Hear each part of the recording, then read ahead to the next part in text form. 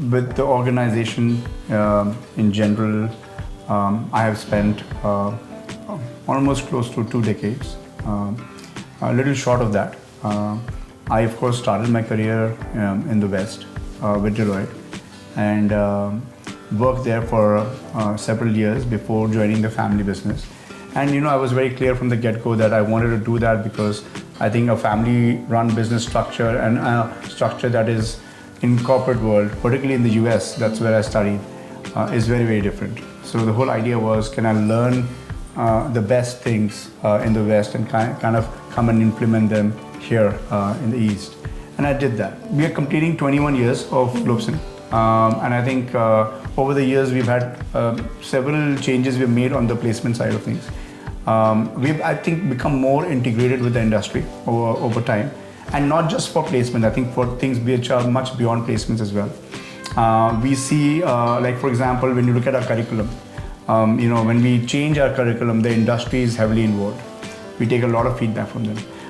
When we do our internships or life projects, corporates are completely involved in terms of helping us with those opportunities. We run something called the boardroom, which is a life problem from the industry that gets solved by our MBA students. When you have a corporate being involved with you on the research side of things, on boardroom, like I mentioned, on internships and life projects, obviously they're helping us, skill people in a way that they can recruit. So I think the byproduct of that, what we have seen is higher placements and better placements. The academic block is built on, let's say, 2 acres. We have another 6 acres behind that. And I think we have 22 classrooms. We are running only a postgraduate MBA program. So you can just do the math to understand that the kind of facility we have created for our students is quite luxurious and lavish. And I think the students enjoy that quite a bit. They like to spend time in the campus. A lot of our alumni who graduated early on, they're actually in senior positions today in organizations. Some of them are in the governing council and the academic council setup. Many of them come and recruit from us. So invariably, there's a deeper connection we have with the industry, which helps the brand grow. There was a time when we used to talk about building relevant content and curriculum, industry ready, people used to call it.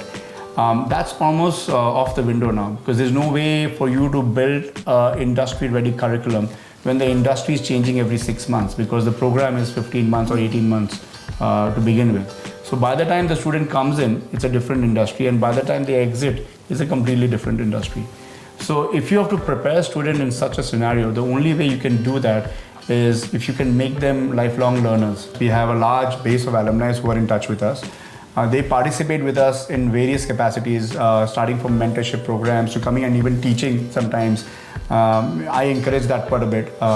We have an alumni academic program where once you're an alumni of Globsyn Business School, you can come back every year for the rest of your life and do a credit program with us at no additional cost. So it's a free format learning program that we have for all alumni in our school. That attracts a lot of alumni to come back and continue learning. And of course, a byproduct of that has been better enrollments for us. And also, if you look at our data in the last 3 to 4 years, I think the brand of Globsyn, for the kind of work we have done, it's helped us sort of progressively grow. We are getting better quality students, not just better volume in terms of students coming in. I never focus on placements. I personally feel people who focus on placement, they only think about placing a kid. We focus on the input more than the output. And I think if you focus well on the input, the output is going to happen anyway, right? So right from, like I mentioned to you, how do you become a better learner? How do you engage corporates in the right sort of format throughout the 2 years so that we understand what the corporate is expecting from a student? How do you engage your faculties and students to actually participate with the corporates? Now, these are areas that we work on, right? When we work on these areas, then invariably you're prepping a student for the market, right? So it doesn't really matter where the market stands when they graduate. Through these engagement, we know what is expected out of a student. One of the areas we are investing heavily this year on actually is more on the, particularly on the plagiarism side. We think that, a lot of universities and business schools don't work enough on plagiarism. And I think we feel that on the ethics and governance side, we need to put in more focus and importance. And I think every school should. In India, for some reason, that's neglected. And I think this year, one of the mandates I have from the faculties is the kind of work that students are producing, which is fantastic. How do we ensure that is authentic, that has been well researched, proper credits have been given? And I think once you build that culture of ethics and value, that goes a long way, because it's not just about that output that the student is producing, they also become that as a person. So I think that's one of the areas that we are investing on heavily. The message to schools and universities would be that I think we have a massive task at hand. I think education system with the national education policy being implemented is going to go through a major change, and I think a very positive change. So we all need to work collectively, and there should be partnerships across the board. And I also feel that the main challenge for us is how do you customize the learning for every learner? And if we can figure out how to crack that model, then that would be the major differentiator between any two institutions.